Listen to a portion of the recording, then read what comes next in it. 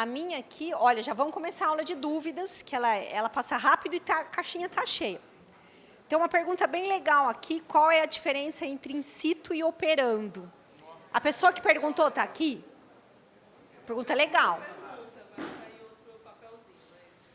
Tá. In situ, geralmente, é quando a gente controla algum parâmetro do seu experimento. Então, por exemplo, eu estou ali com uma câmara, uma cela, ponho minha amostra, eu quero ver como ela se modifica em função da temperatura. Depois, em função do campo elétrico. Em função, ou dos dois, ou da pressão. Né? Isso tudo eu estou determinando variáveis do meu experimento e estudando a resposta dele em função dessas variáveis. Isso é in situ. Operando é quando eu quero simular a condição de operação dele. Né? Por exemplo, tem a minha área de catalisador, a gente pode chegar a pôr um catalisador numa cela de reação e só isso, aquecer, resfriar, passar um gás inerte, passar até um gás de redução, oxidação. Mas, quando eu vou lá para a indústria, na indústria eu vou fazer o quê? Conversão de metano em 20 bar, né, em uma temperatura de 400 graus. Então, são essas as condições que eu tenho que trazer e medir as propriedades do catalisador, conversão e seletividade. Né, mesmo que eu trabalhe num sistema reduzido, menor, né, o meu forno aqui não vai ser igual ao da indústria, com certeza não, mas eu meço essas variáveis para comprovar que eu estou no mesmo regime de operação. Baterias, né? Também tem uma outra colaboração com baterias. Então, dá para você fazer todo o estudo eletroquímico de baterias, isso é in situ. Mas a hora que eu monto meu device, meu dispositivo, bateria mesmo, eu aplico carga, como eu colocaria no meu laptop, aí eu estou fazendo o operando dele. Tá? O in situ, ele sempre é mais fácil de se fazer, porque você só está controlando, você não tem aquele compromisso de estar numa conversão adequada ou num dispositivo. O operando, na verdade, é sempre o que a gente almeja ali no final. Trazer as condições aqui para o laboratório igualzinho que você vai pôr esse material na indústria. Esse seria o melhor dos mundos.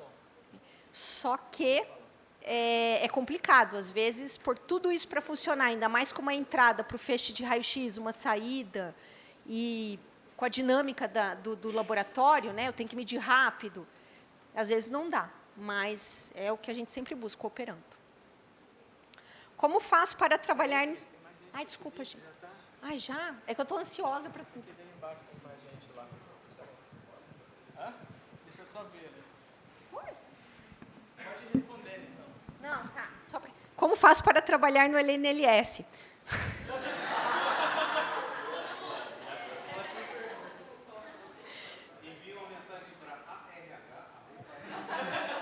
Fiquem de olho no site, sempre tem lá oportunidades. Tem vários tipos de vagas, nem sempre. Oi?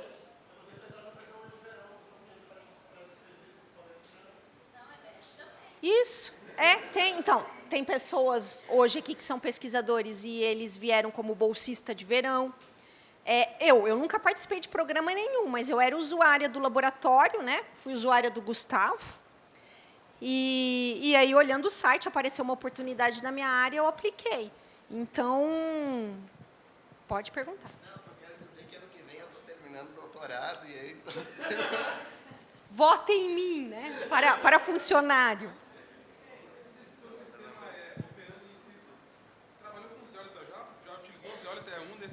Aqui do LNLS? Já, in situ, vou te dizer que praticamente 90% do que é feito hoje aqui é tudo in situ. E com zeólita, sim. Aquecer, mudar a estrutura, ou então até sintetizar uma zeólita na linha de luz. Na linha de Sachs, eles fazem isso. Você tem uma câmera ali que simula as condições hidrotérmicas e pode fazer a síntese de zeólita. Na difração de raio-x, depois aquecer isso até tirar toda a morfologia dela. Eu pergunto muito mais a parte de intermediário de reação, por exemplo, não a parte estrutural. Isso também já foi feito, né? Sim, aí você tem que avaliar direitinho o que você quer com esse intermediário de reação. Por exemplo, se é algo que seja tem um sinal de infravermelho, você pode fazer na linha do Raul, né? Estudar uma reação química que você vai ver seu intermediário ele sendo formado, ele é um CO2, alguma molécula que é ativa no infravermelho. Aí vai depender do que é isso. Posso só Tá, fazer uma agora- análise rapidão? Gente, eu preciso pedir desculpa a vocês, eu fiz um erro na hora de montar os grupos. Vai afetar 2 grupos só, o grupo 1, mas é importante que vai afetar todo mundo na sexta-feira só. Grupo 1 e grupo 16 trocam aqui. Grupo 1, ao invés de fazer XRF, faz a prática de detetores, e o grupo 16 faz XRF. Tudo bem? Eu tinha distribuído para cada grupo fazer espectroscopia, espalhamento, imagens e uma instrumentação, e eu tinha colocado 2 instrumentações no mesmo grupo, então corrigindo agora. Repetido o nome dela. Não sei se isso vai alterar alguma coisa, mas só para... Obrigado.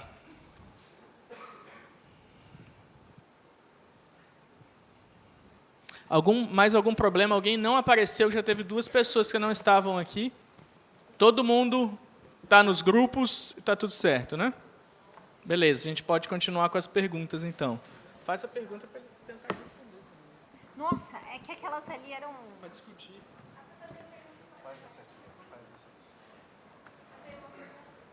que não está aqui na caixinha. Pode fazer. É a conversa agora.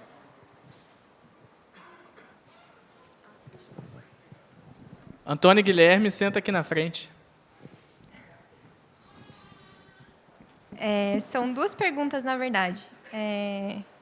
Na aula que a gente viu nanoscopia de infravermelho, foi falado que não existe associação da técnica com ultravioleta. Eu queria saber se existe algum problema instrumental ou algo que impeça isso, ou se, de fato, não tem, porque não tem, assim. E, nessa mesma linha, quando a gente foi no LN Nano, a gente viu um AFM que faz essas mesmas medidas com o infravermelho. E qual a diferença de usar um síncrotron ou usar um equipamento de AFM com infravermelho lá do LN Nano? A segunda parte da pergunta é mais fácil de responder. A vantagem de usar o síncrotron é a intensidade da fonte, né? É o fato de você conseguir controlar ela muito melhor do que uma fonte térmica, né, que você usa no equipamento de bancada. O espectro é bem mais amplo. Ah, sim, você tem um espectro mais amplo, é verdade. Agora, a primeira parte da pergunta foi... Por que que não tem essa associação da AFM com a região do ultravioleta? Se tem algum motivo, assim, ou se... Tem uma questão de resolução, né? Eu acho que o Raul comentou na aula dele que você não fica limitado pela resolução por conta do comprimento de onda. Eu não sou especialista no assunto, nunca parei para pensar nisso, talvez esteja até falando uma bobagem, mas tem uma questão do acoplamento da radiação com a antena, né? Então, possivelmente é alguma coisa relacionada a isso. Mas eu não sei te responder. Pode ser que... depende da faixa do UV, mas, como eles falaram, tem uma faixa de visível e ultravioleta que você tem várias técnicas desenvolvidas e a gente não explora em síncrotron, porque existem boas fontes de laser bem desenvolvidas. Então, tem uma faixa de ultravioleta de baixa energia e visível que não faz sentido a gente fazer experimentos de síncrotron. Mas eu sei que na faixa de raio-x de altas energias já tentaram fazer igual espectroscopia de absorção por total electron yield, vocês viram isso, né? Que você coleta os elétrons e é proporcional ao coeficiente de absorção. De fazer com uma ponta, não é de FM, mas de STM, para você coletar localmente e aumentar a resolução espacial. Isso já foi tentado. No UV eu nunca vi. Tem uma perguntinha ali.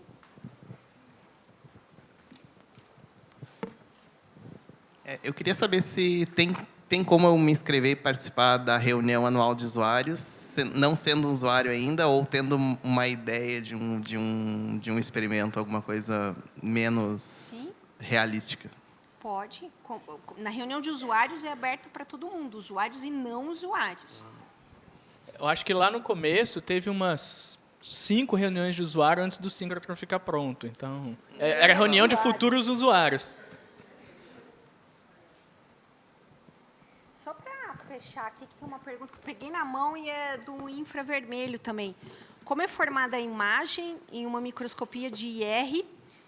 É a transmissão do IR pela amostra que está sendo medida ou está relacionada ao espectro de vibração?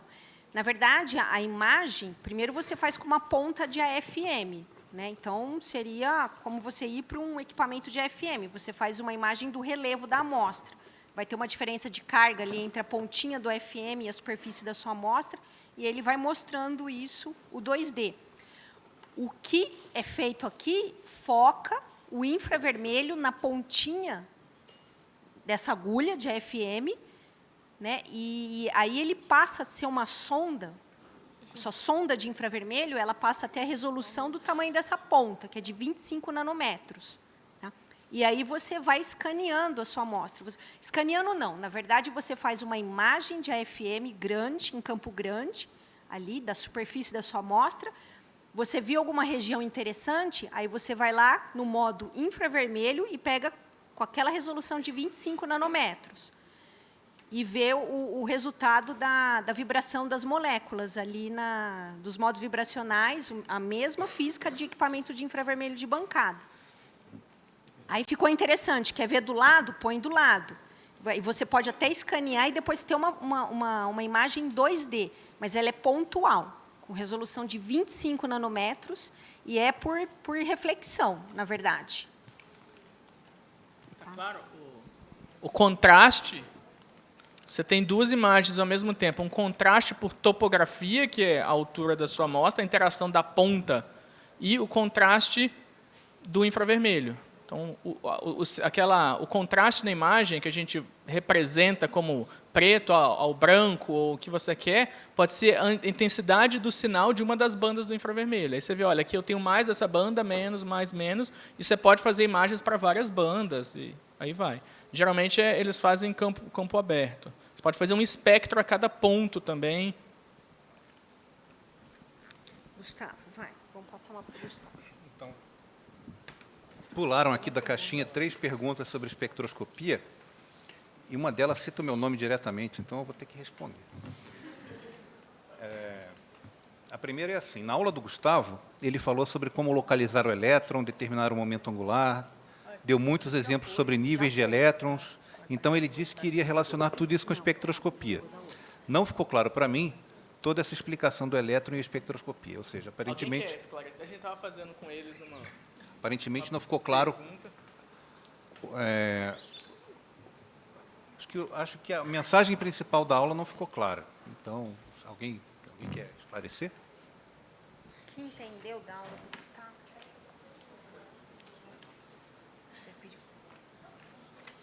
Acho que a gente pode... Bom, a ideia é a seguinte. O que eu quis mostrar é que você pode pensar na interação da radiação com a matéria como sendo a troca de momento linear, energia e momento angular entre fóton e elétron. Então, eu fiz todo um exercício para mostrar que o fóton carrega consigo energia, momento e momento angular, e que o elétron também tem essas propriedades. Né? Ele tem essas propriedades que estão associadas aos números quânticos. Né? O N o número quântico principal tem a ver com energia, o L tem a ver com momento angular, e assim por diante. Então, a forma mais simples de pensar na interação entre um fóton e um átomo, ou um fóton e um elétron, é a troca pura e simples de momento linear, energia e momento angular. Ficou claro isso ou não? Acho que não, né? Quem perguntou está por aí? Quem perguntou está por aí? Pode se identificar? Depois, se a pessoa não está... Se a pessoa precisar de mais explicações, não tem problema. Vocês têm perguntas? Eu tinha 2, mas pode deixar para depois. Ah, beleza. Aí tem uma outra pergunta que é relacionada com chás, com a parte que o Santiago mostrou. A pergunta diz assim, por que é importante não ionizar o elétron na chás, uma vez que estou apenas detectando a intensidade transmitida? eu não sei se a pessoa se expressou bem, mas eu acho que essa é a dúvida clássica de quem vê a explicação sobre o que é chás ou chaffs a primeira vez. Quando alguém fala, porque o fóton chega e é emitido um fotoelétron e ele sai como uma onda esférica e ele interage com a vizinhança e aí ele produz um padrão de onda estacionária e a modulação dessa onda estacionária, então, ela se manifesta a partir de uma modulação do coeficiente de absorção, certo? Essa é a explicação do Chaffs. Aí, quando a pessoa pensa assim, como é que faço a medida? Será que eu tenho que medir esse fotoelétron? Não, na verdade, não precisa medir o fotoelétron, você mede a medida, lembrem que a quantidade macroscópica que a gente mede é o coeficiente linear de absorção, né? A gente relaciona o coeficiente linear de absorção, que é aquela quantidade macroscópica, com a interação entre o fóton e o elétron, através da seção de choque de absorção, que é calculada através daquela equação famosa, que vocês já devem saber de cabeça, que é a regra de ouro de Fermi, né? Que diz basicamente que, para calcular a probabilidade de transição do estado inicial, que é o fóton, mais o átomo não ionizado, e o estado final, que é o átomo ionizado e um fotoelétron ejetado, a gente tem que fazer uma continha lá, que é basicamente uma integral, certo? É isso. Mas a medida implica medir somente o coeficiente de absorção, porque ele já traz informação da seção de choque, certo? Vamos lá. A outra pergunta, eu acho que tem mais a ver com o espalhamento de raio-x, viu, Cris? Porque a pessoa fala assim, é possível avaliar a mobilidade de uma molécula a partir do espectro de absorção de raio-x? Por exemplo, a partir da largura da linha. Mobilidade? A mobilidade de uma molécula. Quem perguntou isso? Quer esclarecer? Quer esclarecer a pergunta? Mobilidade da molécula? Realmente, se ela é móvel ou não. Por exemplo, tem um ligante orgânico, uma partícula inorgânica. E eu quero avaliar a morte de absorção do carbono, por exemplo. Eu consigo avaliar se esse ligante tem uma mobilidade relativamente, por exemplo, comparando com outra amostra. Eu tenho 2 ligantes diferentes. Eu consigo avaliar se um ligante é mais móvel do que o outro? Seria mais ou menos nessa linha. Como se fosse um experimento de infravermelho. De infravermelho, de ressonância magnética nuclear. Tá. O chás, ele é sensível, sim, à dinâmica vibracional, na região de raio-x duros. Quando você mede o EXAFS é muito sensível às vibrações térmicas. Tá? Se você fizer o EXAFS de uma amostra que tenha o que a gente chama de temperatura de Debye próxima à temperatura ambiente, se você faz essa medida como função da temperatura, um exemplo clássico é o germânio, que o Antônio adora germânio. Né, Antônio? Se a gente medir germânio como função da temperatura, a gente vê uma modificação brutal no espectro como função da temperatura. Já se você medir, por exemplo, um óxido que tenha uma ligação muito rígida, ele é pouco sensível a variações da temperatura, ou você tem que elevar a temperatura em valores muito altos para você começar a enxergar essas vibrações. Isso acontece porque o processo de emissão do fotoelétron ele é muito mais rápido do que o tempo típico de vibração da rede. Tá? Então, o processo de emissão dura algo como em torno de 10 a menos 15 segundos, e uma vibração da rede tem frequências 1000 vezes menor, por exemplo, um tempo de 10 a menos 12 segundos. Tá? Aliás, a frequência é maior, o período é menor. Né? Então, o que acontece? Cada fotoelétron que é ejetado, ele vê os átomos no entorno dele brincando de estátua. Assim, eles ficam paradinhos numa configuração aleatória. Como você tem muitas absorções acontecendo por segundo, tipicamente 10 a 6, 10 a 7 eventos por segundo, você termina fazendo uma média sobre a distribuição de distâncias, e essa distribuição de distâncias, ela, no fundo, reflete a dependência do potencial médio de interação do átomo com o seu entorno como função da temperatura. Tá? Então, uma forma de pensar é essa, outra forma de pensar seria mais química, tem a ver com a rigidez da mola que descreve a ligação química. Tá? Tá bom, obrigada. Alguém tem alguma pergunta enquanto a gente olha as outras aqui? Posso fazer uma... Pode? Só por curiosidade, na verdade, em relação ao mapeamento da intensidade, o volume da intensidade no espaço recíproco, ou o espalhamento coerente, aplicado a biomoléculas, a proteínas, no caso, isso está sendo feito? Isso vai ser feito?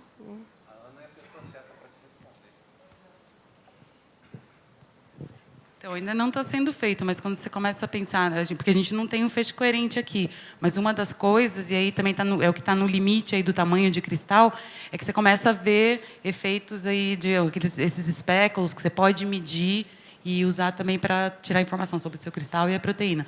A gente quer fazer, está no horizonte da linha, assim, mas quem já faz isso... Como que é o nome daquele cara? Eu vou lembrar o nome do pesquisador que trabalha em coerência e que seria tipo quase uma tomografia do cristal. Coisa. Você tem que ter um cristal, mas ele pode ser mínimo. Aí ele está trabalhando com um cristal que eram cristais assim, de 1 micron por 1 micron, o tamanho total dele, assim, meio o mínimo que seria possível. Sim. Tem que tomar cuidado da informação que você está tirando, né? Você está tirando informações lá no Bragg CDI, que vocês viram hoje, não é? Você tira informação da forma da partícula, da distribuição de strain, mas isso tudo projetada na direção que vocês estavam olhando, né? Vocês mediram um ponto do espaço recíproco. Se você quiser tirar um tensor de strain lá, o strain em todas as direções, você teria que medir 3 pontos. E aí uma coisa para um cristal de proteína vai ficando cada vez mais complicada. Então, você está vendo uma projeção em uma direção, a informação naquela direção. Você teria que pegar 3 direções ortogonais para ter informação do processo como um todo. E você tem uma informação do envelope do cristal. Você não tem informação da proteína diretamente, né? E um ponto só do espaço recíproco.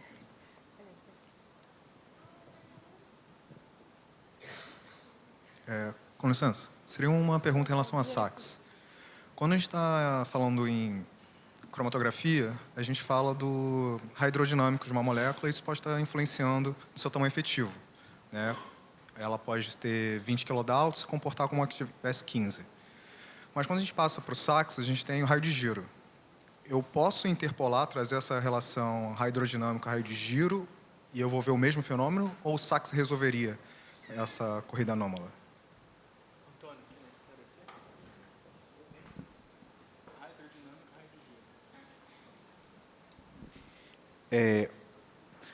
Lembra do que tu está vendo com o sax. Sax você está vendo a densidade eletrônica. O raio de giro no sax, eu acho que eu não lembro se o Márcio chegou a passar isso daí exatamente, mas tem a ver com o momento, como a densidade eletrônica está distribuída. Ele fez isso, ele mostrou. Como a densidade eletrônica está distribuída ao redor na partícula. Como que a densidade eletrônica, por exemplo, ele deu um exemplo de que, se eu não me engano, puxa vida, como é que eu posso fazer isso? Mostrar com as mãos é difícil. Você sabe, por exemplo, você conhece você faz o quê? Faz física? Aí fica difícil. Sou biólogo. Mais difícil. Para física é fácil de entender que é mais ou menos equivalente a um momento de inércia. É mais ou menos a ideia de como que a carga está... se a densidade eletrônica está distribuída como se fosse uma esfera, é diferente de como se fosse um cilindro. Isso também tem a ver no raio hidrodinâmico, né? Isso tem nesse ponto você pode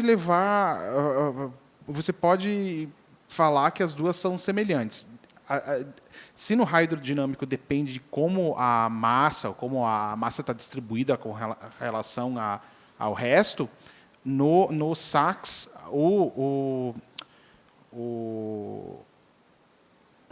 raio de giro também, ok?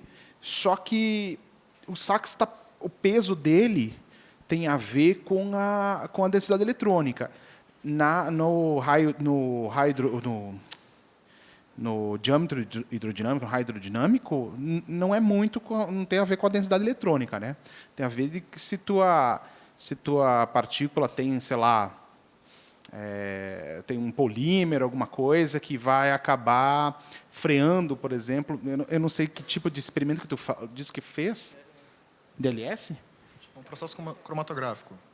Então, isso daqui tem a ver com a difusão, né? Então, se tua partícula tiver alguma coisa que faça ela frear nessa difusão, ela vai parecer maior, né? Ou menor? Menor, né? Caramba, eu não lembro disso. Depende. Eu não lembro das contas. Mas no sax também tem a ver isso daí. Agora, tudo depende de como é a tua partícula, a densidade eletrônica da tua partícula e a densidade eletrônica do envelope dela. Eu fiz a pergunta toda para saber se o sax seria uma técnica que resolveria esse problema da corrida anômala ou eu continuaria vendo esse fenômeno. Isso depende exatamente do teu sistema. Tá? Se está com proteína, eu acho que sax ele consegue ver melhor do que se a proteína estiver isso eu precisaria da ajuda de um biólogo, porque eu não sou biólogo. O raio hidrodinâmico é basicamente o raio físico da densidade eletrônica mais interações. Isso geralmente e você define com um experimento dinâmico, né? Uma mudança em função do tempo. Você tem um fluxo, alguma coisa assim. Você faz experimentos tipicamente de DLS, cromatografia e essas coisas. O sax te dá uma informação complementar. Quanto é que você pode fazer DLS? Tem uma técnica de raio-x que vai ser particularmente para essa, que chama XPCS, X-Ray Photon Correlation Spectroscopy, que é o Dynamic Light Scattering DLS na faixa de raio-x. E você pode ter informação de dinâmica, como essa coisa flui em função do tempo, e também explora técnicas coerentes, e você pode ter uma estimativa de raios de... Você pode ter informações bem baixo ângulo. Tem um aspecto da resposta que eu acho que o Antônio não esqueceu de comentar, que é o fato de que se você faz qualquer uma dessas técnicas, qualquer uma dessas técnicas depende de modelos, depende de uma série de coisas, você está vendo um resultado no espaço recíproco. Isso nada se compara a olhar no espaço real. Você tem que fazer microscopia se você quiser realmente resolver que não me ouçam, né, o pessoal da direção, mas você tem que fazer algum tipo de microscopia que te permita enxergar o que você quer ver no espaço real, né? O que dá para dizer é o seguinte: se você compara dois sistemas análogos usando o DLS, usando sax, e você percebe que as partículas são maiores, a partícula A é maior que a B, certamente o mesmo resultado vai valer no sax, né? E em outras técnicas também. Agora, se você fizer várias medidas de tamanho ou de forma, usando técnicas diferentes, né, Antônio? A gente pode ter resultados diferentes e aparentemente inconsistentes entre diferentes técnicas. Você pode analisar um sistema por difração de raio-x e por sax e ter a impressão, à primeira vista, que os resultados não são coerentes, né? Então, isso é bom, no fim das contas, porque te ajuda a tirar mais informação das técnicas do que cada uma te dá individualmente. Pode ir gritando aí. Tem gente que está com o microfone lá na mão. Pode. Muito bem-vindo. A gente está falando isso o tempo todo. A gente também.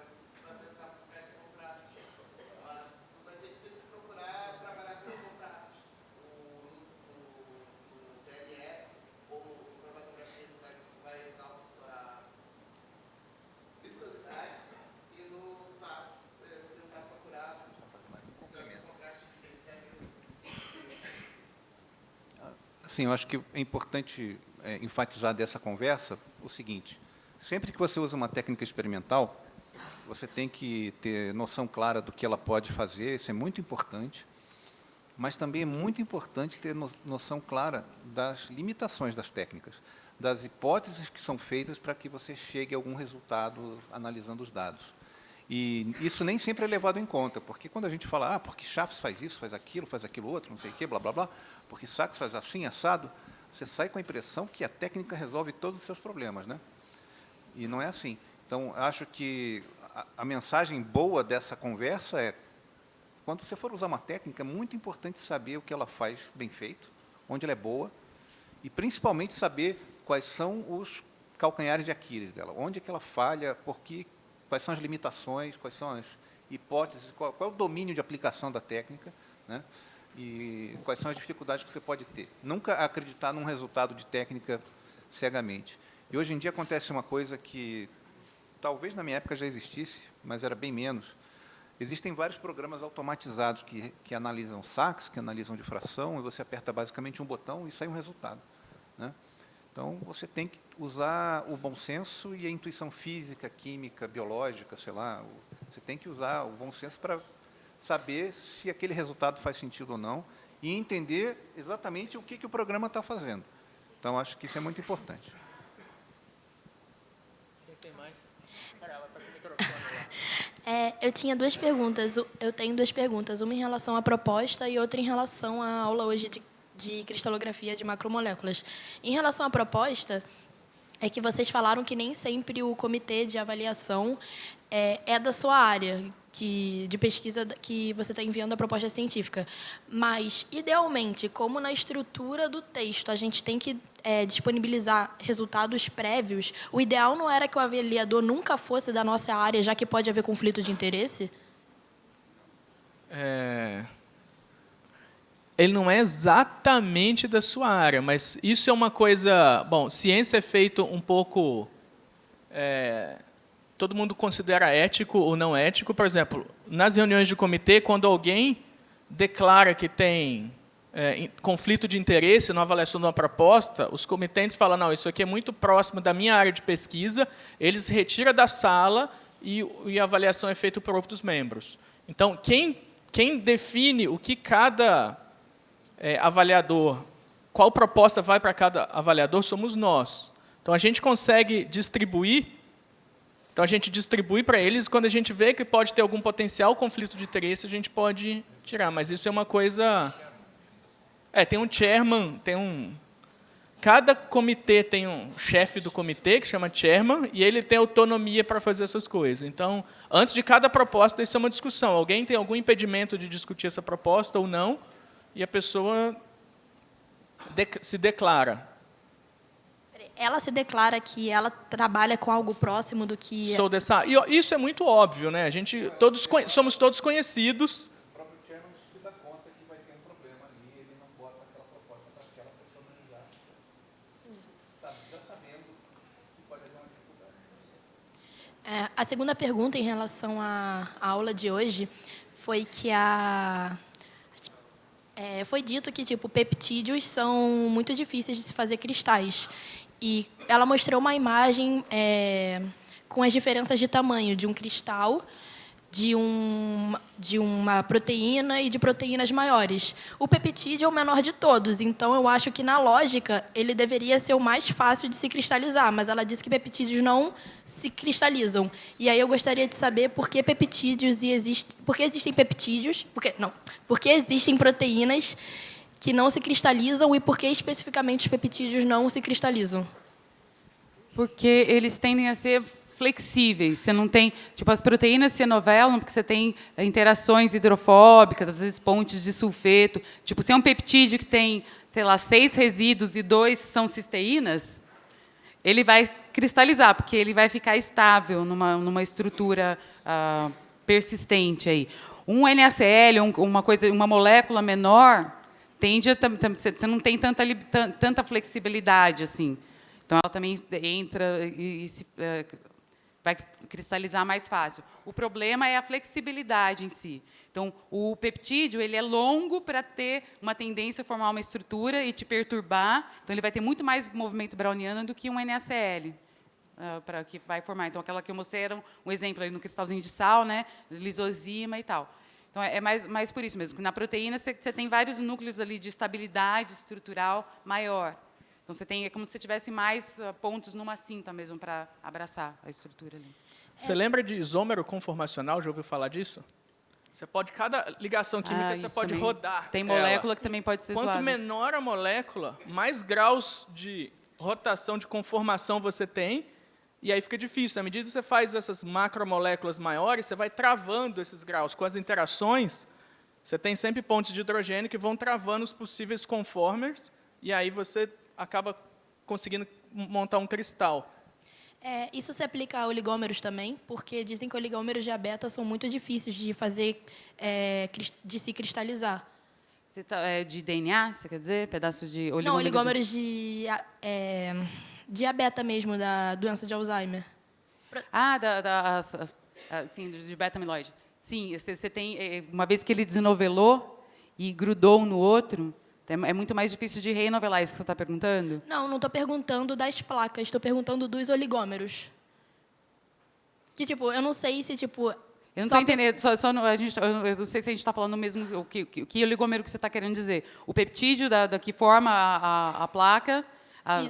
o mesmo peptídeo, só que ele pode formar os agregados beta-amiloides, mas ele pode formar oligômeros. E até onde eu sei, os oligômeros eles não se cristalizam. Isso, aí eu queria saber, é só peptídeo que tem essa dificuldade, mas oligômeros também entram oligômero nessa faixa? Você está definindo como um mini aglomerado de peptídeos antes dele cristalizar. Não é o peptídeo, mas seria um aglomerado seria de peptídeos. um bloquinho de peptídeos, tá? É a mesma coisa, se eles forem todos iguais, porque o problema é que você pode ter uma distribuição, 2, 3, 4 peptídeos juntos. E se você tiver essa distribuição ali, isso também não vai cristalizar. Agora, se você tivesse, por exemplo, filtrado, todos são 2 peptídeos grudadinhos, isso talvez cristalize de uma forma mais ordenada. Eu acho que essa dispersão de tamanhos aí te prejudicaria nessa distribuição de... Entendi. Obrigada. Idealmente, você tem que ter uma amostra monodispersa para você começar a ter os núcleos. Quem está falando? Estamos perdidos. Levanta a mão. Ah, tá. Quem quer perguntar? A minha pergunta tem a ver... obrigado. A minha pergunta tem a ver com algo que o Santiago comentou na aula dele, que é sobre o dicroísmo circular. Porque no meu laboratório, a gente tem um microscópio magneto-óptico KER. E eu entendo um pouco dele, né? Mas esses são fenômenos semelhantes e eu quero saber quais são as diferenças entre eles, as semelhanças entre as duas técnicas. Entre KER e dicroísmo circular magnético. Eu não sou especialista em KER, mas eu posso ajudar. Dicroísmo circular magnético, então, dicroísmo é diferenças da absorção, então isso é um dicroísmo, então, nesse caso, magnético, que vem de uma estrutura magnética da sua amostra. Quer dizer, a direção de magnetização, a projeção da magnetização na direção do feixe, você pode induzir a sua amostra a absorver mais uma polarização do que a outra, porque você transfere momento angular e esses estados de momento angular são ocupados diferentes. Então, é uma medida da magnetização. Espalhamento, no KER, você faz coisas parecidas. Só que no KER você vê o feixe refletido, né? E você vê uma mudança do eixo de polarização. Mas você tem informações similares. Lembre-se que a grande vantagem de raio-x é de ser específico ao elemento químico. Então, você pode ver como a magnetização, você explora a especificidade do elemento químico do raio-x, você vai numa borda de absorção específica, e eu sei se é o cobalto, o níquel ou a terra rara, quanto que é, e você pode... E outra coisa que você faz com dicroísmo circular magnético, em alguns casos você pode dizer qual é a contribuição de momento angular orbital e de spin na sua magnetização total. Então, elemento químico e decompor a magnetização entre componentes de momento angular e de spin. Tem alguém aí? E aí a grande vantagem quer complementar? Uma das grandes vantagens então de usar o síncrotron é exatamente aquilo que disseram da facilidade de você controlar a polarização do feixe, né? Isso.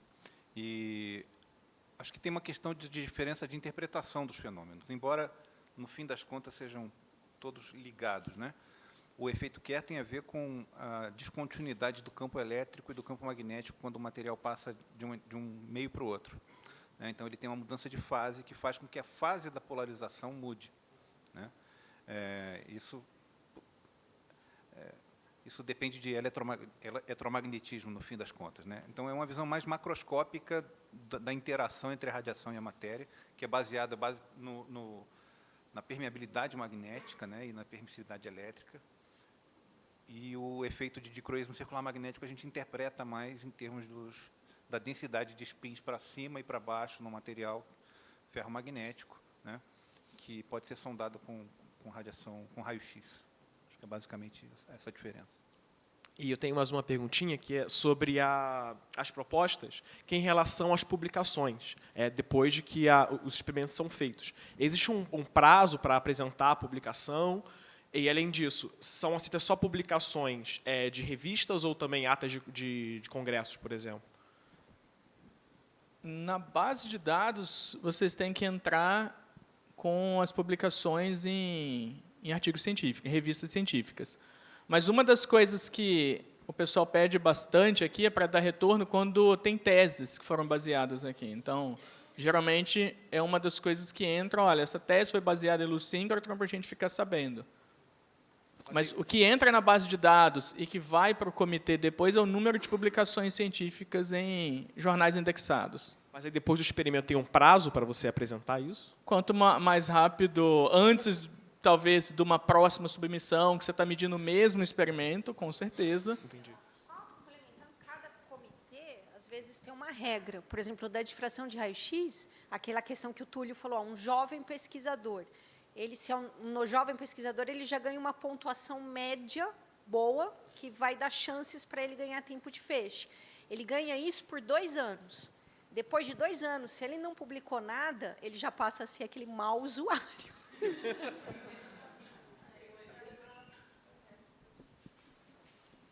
Alguém tem mais alguma pergunta, senão a gente segue daqui. Só uma pergunta relacionada ao que você falou, que é, no caso, é para enviar, no caso, se a tese utilizou a radiação síncrotron. Vocês falam isso, tipo, utilizou muito, ou, no caso, por exemplo, algumas medidas minhas de difração, resolução de estrutura, eu utilizei radiação síncrotron, mas são coisas pontuais. Seria interessante eu enviar também, ou não, só porque foi coisa pontual na minha dissertação? Sim.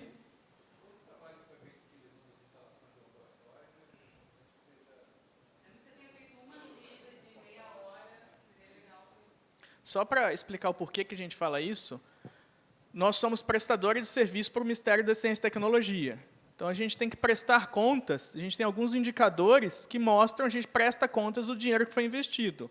Então, o número de artigos publicados pela comunidade, o número de teses desenvolvidas com a instrumentação que foi criada aqui, o dinheiro que é alocado aqui, são indicadores que a gente mostra para o Ministério da Ciência e Tecnologia, que quem está pagando as contas, do trabalho, da qualidade do trabalho que a gente está fazendo.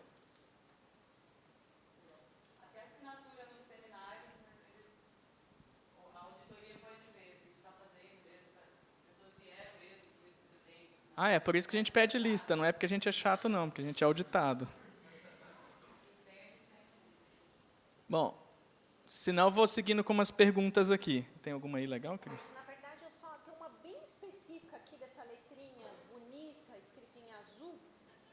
Fala o que é, a pessoa fala depois. Que, como será feita a transferência de gotas? Transferência de gotas em placas. De 95 Pode conversar com eles.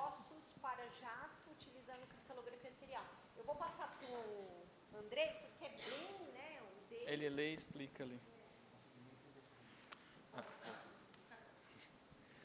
Bom, então, a primeira coisa que vocês têm que ter ideia é que essas técnicas de cristalografia serial são bem novas, então ainda não existe uma receita pronta, uma linha de trabalho pronta para você pegar um monte de amostra e resolver a estrutura, como é feito hoje para cristalografia de proteínas convencional, vamos colocar assim.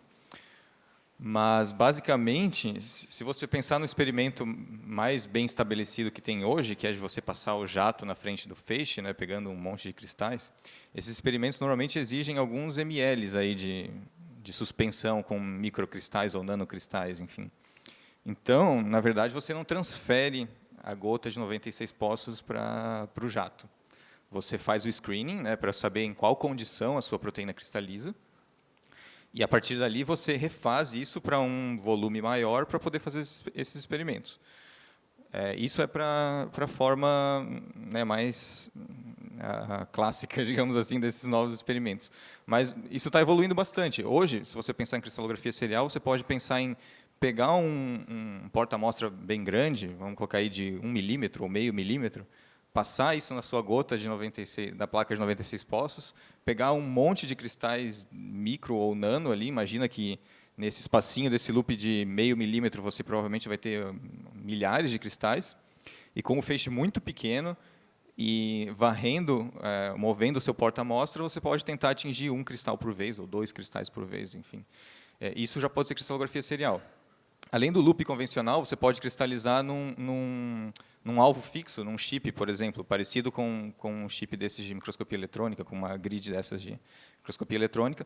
Da mesma forma, colocar isso no feixe, varrer isso em posição e coletar padrão de fração de vários cristais e fazer cristalografia serial.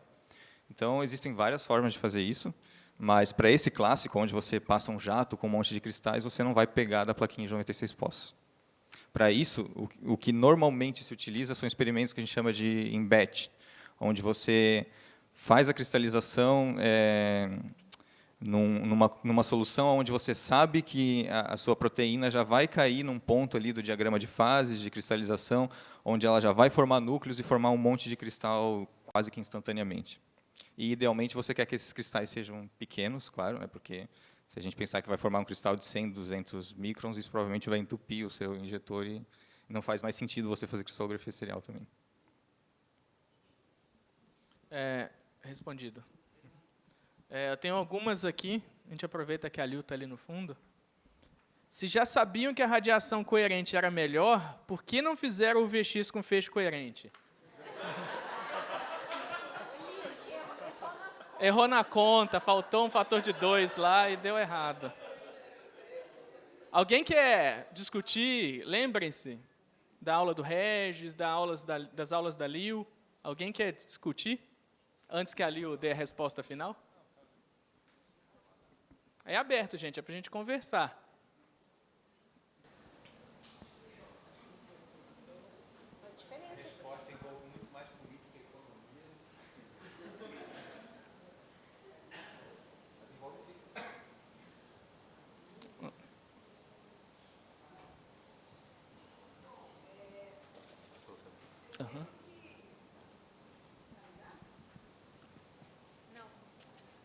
Aperta aí.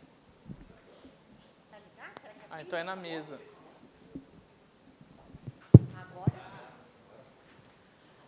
Vocês lembram que para ter bastante raio-x coerente, a gente precisava de máquinas de muito baixa imitância, né? E aí vocês lembram que para fazer essas máquinas de muito baixa imitância, só recentemente, com os avanços na engenharia, é que possibilitou esse tipo de máquina com baixíssimas imitâncias. Então, quando a gente fez o VX foi... a gente começou a construir o VX há 30 anos atrás, né? Então, naquela época, o computador estava começando a nascer, sabe? Ainda estava... Para vocês terem uma ideia, eu comecei fazendo computação com cartão, né? Não sei se alguém já ouviu falar, né, em cartão, fita magnética, fita cassete. Então, assim, teve um avanço muito grande na tecnologia que permitiu a gente fazer essas máquinas de baixíssima imitância, tá? Bom. Para quem não se lembra... Fora o custo, né? Fora o custo, porque antigamente, para fazer uma máquina de muito baixa imitância, a máquina tinha que ser de quilômetros, né? Porque você precisa de ter muitos ímãs e tem o custo também, né? E também o avanço da tecnologia. E você vê que está aparecendo no mundo inteiro agora. Não é só o LNLS que construiu o EVX e está fazendo uma máquina de baixa emitância com alta coerência agora, é o mundo inteiro.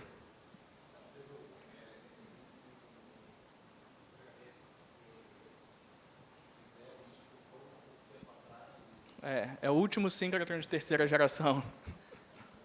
Eles fizeram um pouquinho antes da gente e não mudaram o projeto, né? Deixa eu ver aqui. É possível perceber som, luz e vibração quando os aceleradores estiverem ligados? Alguém quer responder?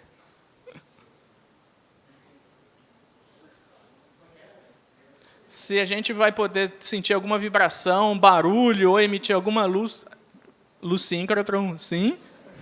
Esperamos que sim, bastante luz, mas som e vibração. Alguém quer? Se tiver algo, está muito errado, né?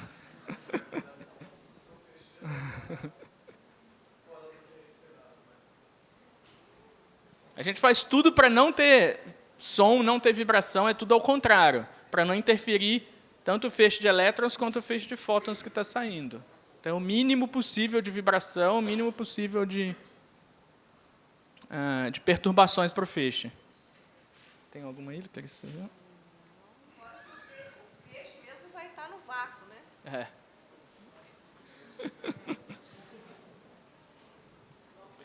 Tem uma aqui. Como produzir polarização cruzada e quais as vantagens e o que dá para fazer com ela? Polarização cruzada, eu vou entender como uma polarização linear em qualquer direção que eu quiser. Por exemplo, tem polarização horizontal, vertical ou em qualquer uma dos ângulos. Alguém quer? Primeiro, como eu produzo. Segundo, para que serve? Alguém quer arriscar? Bom, como eu produzo é uma soma de vetores. Eu uso um dispositivo de inserção que produz polarização vertical e horizontal. Mudando a intensidade de cada uma dessas duas, eu posso fazer a polarização linear que eu quiser. Na verdade, alguns dispositivos no Sirius, ele vai produzir polarização circular para a direita e para a esquerda, e a soma é uma linear. E aí eu posso escolher as intensidades e a fase entre eles, eu posso ter a polarização que eu quiser. Tudo bem? Mas é no dispositivo de inserção que a gente controla isso. Ou em raio-x duros tem lambdas quarto de onda também. Que você pode, depois que a radiação é produzida, você pode ter um dispositivo que interage com ela e você gera a polarização no ângulo que você quer. Está claro? Para que serve polarização linear em direção arbitrária? Tem dicroísmo linear, chama XLD, dicroísmo linear, que é como se fosse XMCD, mas você vê as diferenças de absorção entre polarização vertical e horizontal, e às vezes você tem uma polarização arbitrária num ângulo específico. Quem faz espectroscopia de fotoemissão usa muito isso. Tem um negócio que chama ângulo mágico, que é 50 graus em relação à direção que você mede os elétrons. Nessa configuração, os elétrons S, P e D emitem mais ou menos com a mesma probabilidade. Porque senão você emite com a maior probabilidade na direção de polarização. Então são alguns detalhes, mas isso é muito útil para quem faz espectroscopia de fotoemissão. Ao invés de você girar o analisador, você pode girar a polarização e colocar...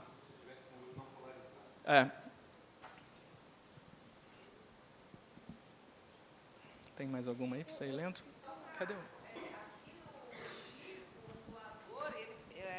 O ondulador do VX, ele consegue produzir, né, essa polarização linear no ângulo mágico, por exemplo.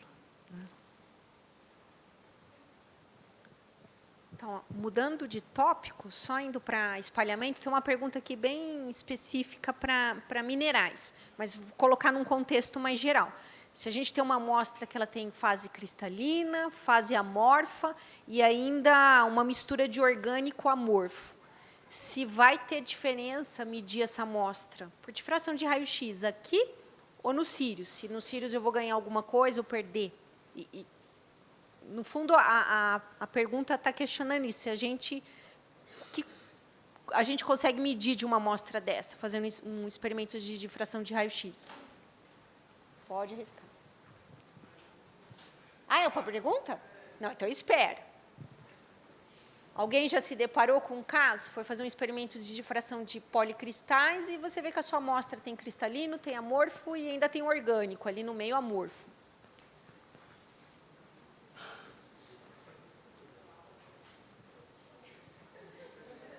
Isso mesmo, ó, já começou a responder. Isso. Você quer?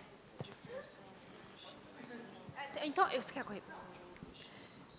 O que ela falou, você no seu padrão é espalhamento, né? Você vai ter raio-x sendo espalhado pela sua amostra. O que tem uma regularidade, peridiosidade, vai refletir em picos de Bragg. O que é amorfo ou muito pequenininho, não vai só espalhar a luz. Então, no final, a gente vai ter um difratograma, que ele tem picos de difração e um halo amorfo, né? Ou picos bastante alargados, referente à parte nanocristalina, né? Então, o que a gente obtém aqui, a gente vai obter o mesmo lá no Sirius, porque é uma característica estrutural da sua amostra. Eu não mudei minha amostra. A minha fonte é a mesma. A única a vantagem é que lá, talvez, a gente detecte esse difratograma com essa qualidade que a gente teria aqui, só que em muito menos tempo, porque a gente tem mais fótons. Tá? Mas é uma característica estrutural da sua amostra que está sendo refletida no seu difratograma de raio-x.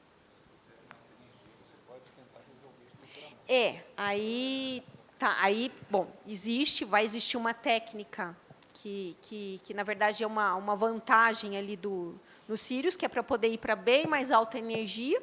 Então, aquilo que é onde você só se depara, né, que hoje a gente só se limita a analisar os picos de Bragg, a fase cristalina, lá a gente vai poder estudar essas que são amorfizadas, porque a gente vai ter uma maneira de analisar as distâncias interatômicas, ali, pares de átomos no seu material, que independe de se ele é cristalino, ele é amorfo ou ele é nanométrico. Aí é o PDF, isso. Isso, vai ter um seminário que eu vou mostrar. Alguém tem alguma pergunta aí? Aqui, qual seria a diferença entre microscopia e difração de raio-x e o CDI? Diferença entre microscopia de raio-x? Microscopia de raio-x e CDI. E CDI?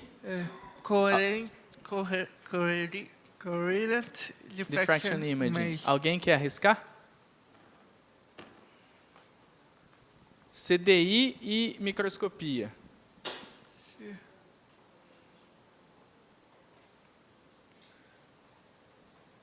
Nos dois casos, o resultado final é a imagem no espaço real.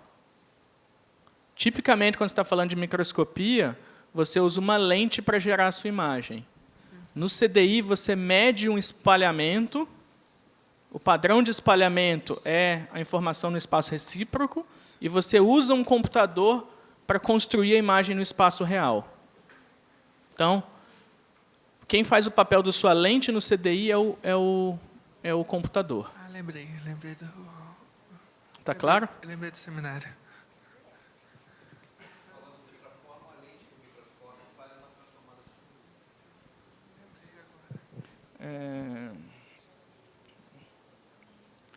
Quais as vantagens da polarização elíptica e circular da radiação? A gente falou um pouco disso. Ela carrega momento angular, então você pode estudar magnetismo.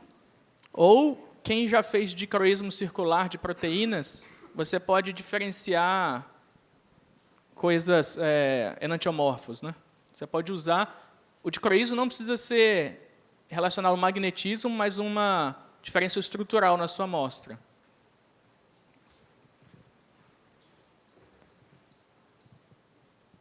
Oi.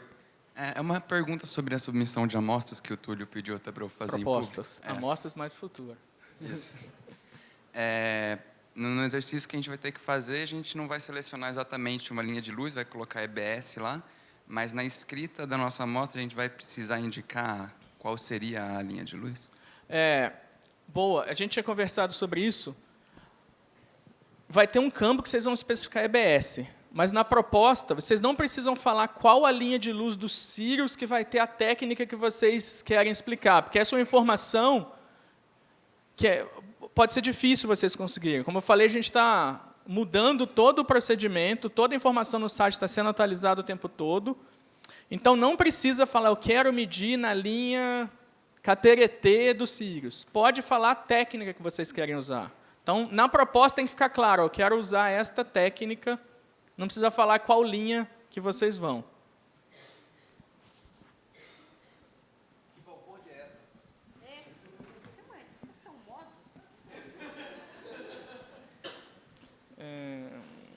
Deixa eu ver aqui. O que mais não tem? Bom, deixa eu ver essa grande aqui. Se o CNPEM usa corrente elétrica, por que não fizeram os círios utilizando o campo elétrico? É possível fazer isso? Alguém quer comentar sobre o uso, vamos colocar dessa forma, o uso de correntes elétricas e campos elétricos para fazer a aceleração e manter a trajetória dos elétrons?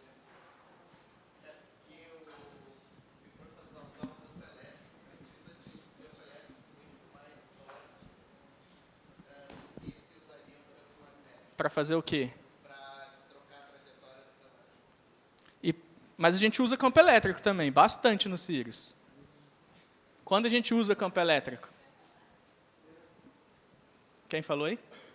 Para acelerar, para dar energia. Por que a gente não usa campo magnético para isso? Aceleração longitudinal, né? Transversal, mudar de direção. Aceleração longitudinal. Por que a gente usa campo elétrico e não magnético?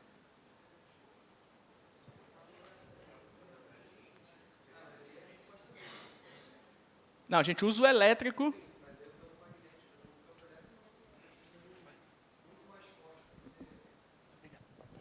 Para poder desviar a trajetória, não é? Oi? Para poder desviar a trajetória. Não, mas agora eu não quero desviar a trajetória, eu só quero acelerar na direção que ele está. Cavidade de radiofrequência, está lá. Pá. Ele perde energia, Oi?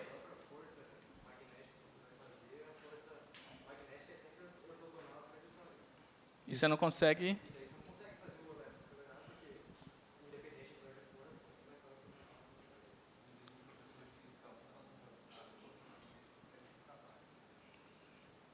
Você tem que ter uma força com uma orientação na direção do movimento.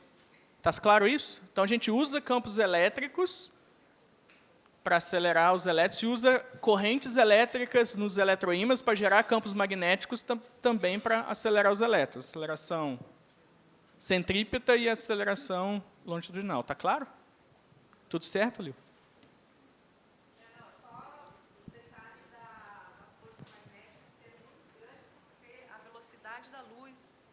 Porque a força é velocidade vezes B, né? E aí a gente tem elétrons na velocidade da luz. Por isso que a força magnética é muito maior que a elétrica para campos factíveis, digamos assim, né? Capazes de serem realizados pela engenharia.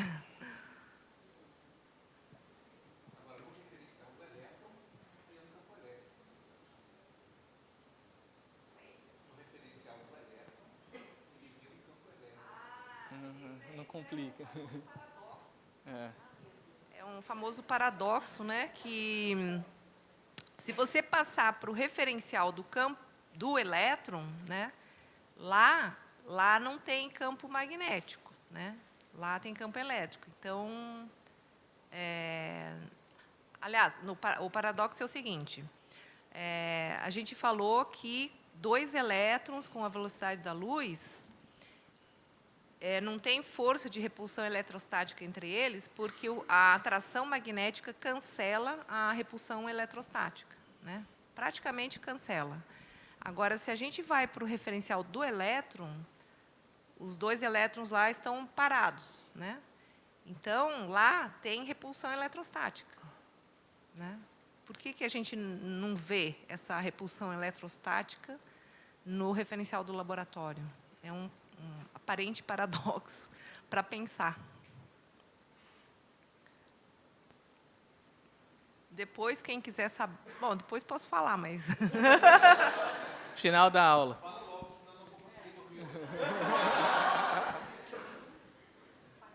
Gustavo responde para a gente até amanhã. Tem uma aqui. Existe algum limiar de energia entre a reflexão interna total e a reflexão externa total? Isso foi da aula de interação de ótica que eu dei. Que eu falei que na faixa do visível, a gente tem, geralmente, reflexão interna total. Na faixa dos raios-x, reflexão externa total. Isso tem a ver com o índice de refração ser maior ou menor do que 1. Então, a pergunta é por que você tem um índice de refração menor do que 1 em altas energias e um índice de refração acima de 1 para baixas energias, e qual é o limiar? Onde que divide isso? Aonde que divide é mais ou menos na região de UV, raio-x moles. Um pouco acima do visível. E a resposta, eu vou tentar responder, está relacionado com as energias de ligação dos elétrons e se eles absorvem ou não a radiação incidente. Lembrem que índice de refração está relacionado com uma mudança de direção, uma mudança de velocidade, está relacionado com mudanças de fase. Então, se o seu elétron ele é ligado, imagina que ele é uma massa e uma mola, assim. E esse negócio está vibrando com uma frequência natural, que é a energia de ligação desses elétrons. Se você está abaixo ou acima, você pode responder em fase ou fora de fase. E é isso que define se seu índice de refração vai ser um pouco acima de 1 ou menor do que 1. Então, se você tem frequências, se a energia da sua onda incidente ela é muito acima das energias típicas de ligação dos elétrons, os elétrons começam a... Lembra, os elétrons de valência estão alguns eletronvolts ali. Então, geralmente, acima disso, você começa a ter índices de refração ligeiramente cada vez menores. É por isso que é difícil fazer ótica de ultravioleta, raio-x de baixas energias e raio-x de altas energias, o seu índice de refração já foi ficando muito menor que 1. E o contrário para a radiação de baixa energia. O índice de refração vai subindo na outra direção, porque você está abaixo de todas essas absorções. Está mais ou menos claro? Alguém quer complementar?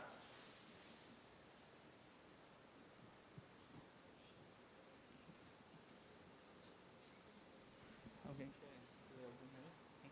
Pode ler essa que eu seleciono. Mas essa você vai responder, né? Nossa, uma aqui. Poderia dizer novamente qual a diferença entre highlight, Rayleigh, não sei nem falar o nome, Rayleigh scattering e Thomson scattering? Poderia dar exemplo nos dois casos? Túlio, Gustavo.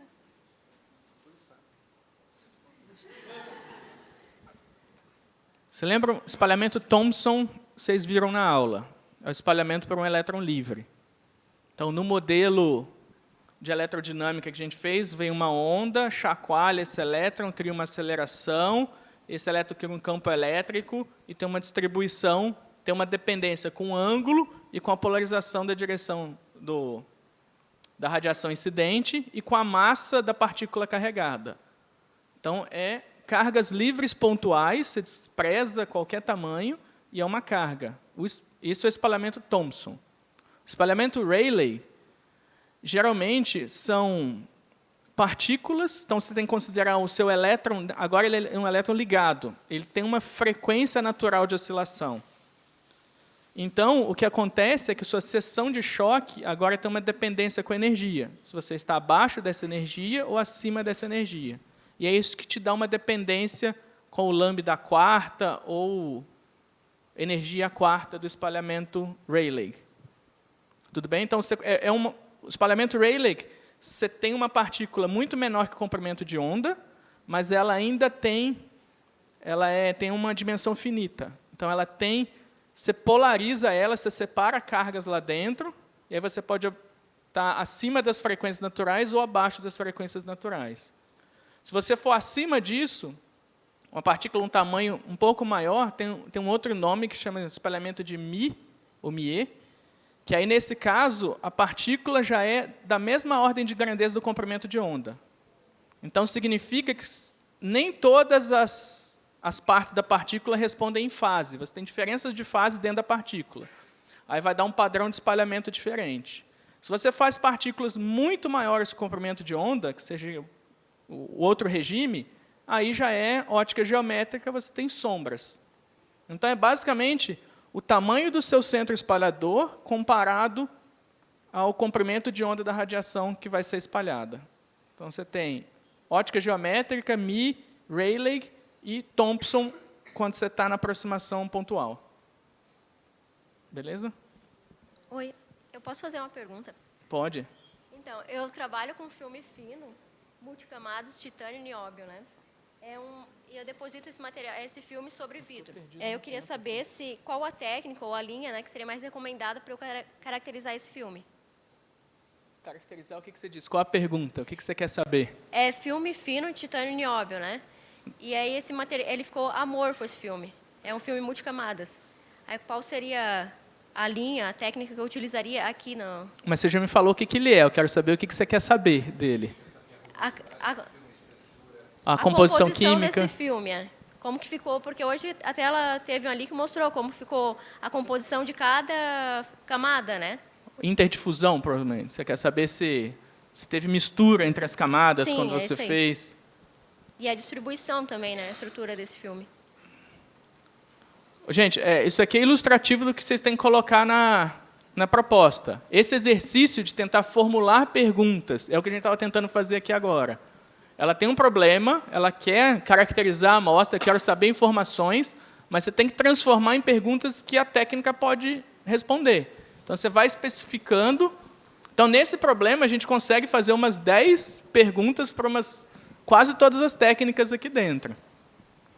Eu queria saber, na realidade, a cada camada a composição, como ficou, porque aí a estrutura final eu consigo verificar, pelo AFM. Aí, agora, a composição que está mais difícil para mim caracterizar.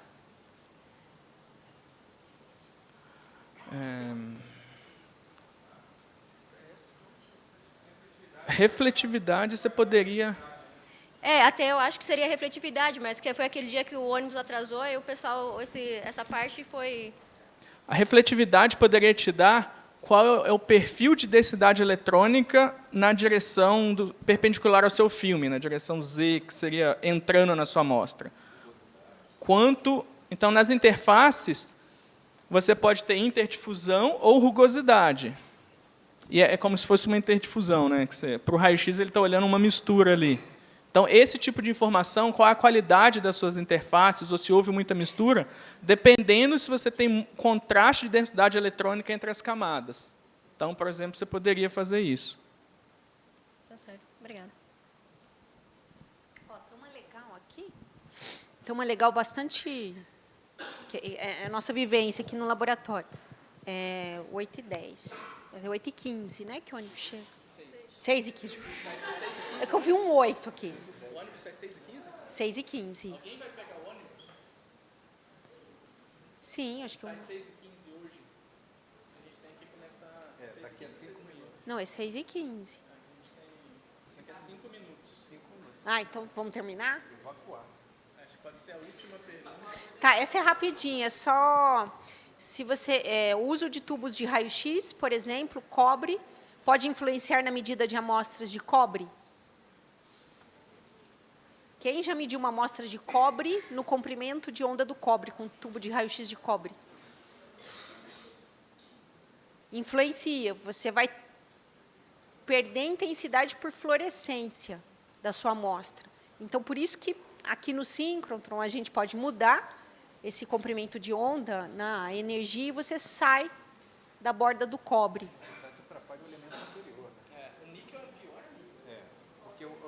A borda de absorção do cobre está acima da linha de emissão K-alfa. Então, isso não chega a ser tão contrário, pior. Agora, o átomo que está antes vai sofrer. Aí você vai estar acima da borda dele. Também, é verdade.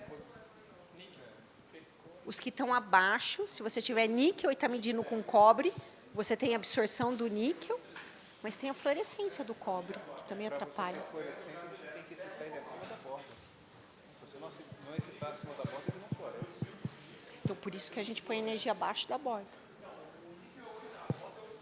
Então, na borda do cobre, se você tem a linha calfa do cobre, não vai conseguir excitar o átomo de cobre.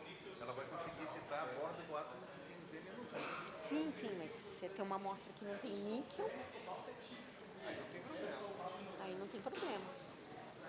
Isso. Mas se você tiver níquel na sua amostra, aí sim você vai ter um problema.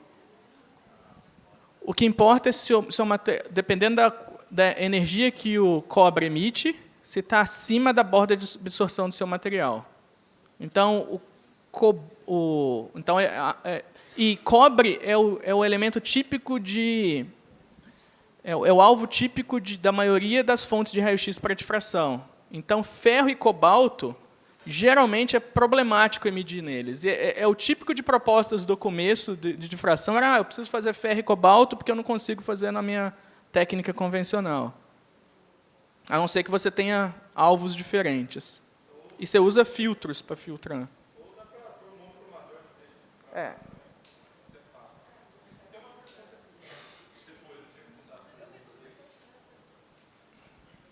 Gente, a gente encerra as dúvidas para vocês não perderem os ônibus, mas quem tiver mais dúvida, a gente não conseguiu responder todas, pode falar com a gente pessoalmente nos COFs e a gente vai tentar fazer um esforço de documentar essas dúvidas e colocar num texto, tipo perguntas e respostas frequentes. Vamos ver se a gente consegue. A gente tem as perguntas de todas as escolas. Então, em algum momento entre agora e o término do Sirius, a gente vai fazer isso.